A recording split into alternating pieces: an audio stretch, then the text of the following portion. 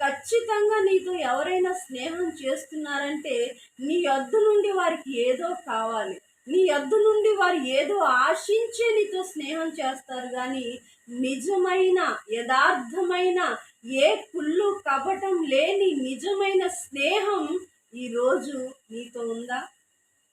నీతో ఉన్న స్నేహితులు నీ వెనకాల ఏం మాట్లాడతారో నీకు తెలుసా? నీ మీద వాళ్ళ హృదయంలో నీ మీద ఏ అభిప్రాయం కలిగి ఉంటారో తెలుసా?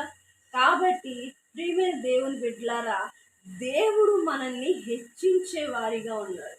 ఆయన స్నేహితుడిగా ఉంటాడు, ఆయన తల్లిగా ఉంటాడు, ఆయన తండ్రిగా ఉంటాడు, ఆయన అన్నయ్యగా ఉంటాడు, అక్కగా ఉంటాడు.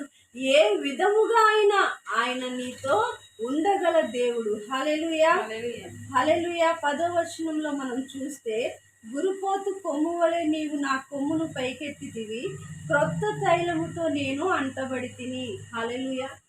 మరి మీ స్నేహితులు ఎవరైనా మిమ్మల్ని పైన ఉంచాలనుకుంటారా? చెప్పండి.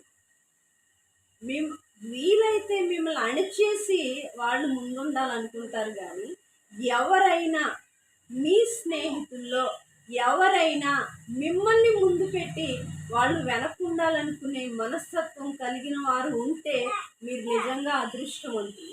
అలాంటి వారు లేకపోతే అలాంటి స్నేహాలు మనకెందుకండి? ఈరోజు దేవుడు నీ కొమ్మును అంటే నిన్ను పైకెత్తే దేవుడుగా ఉన్నాడు.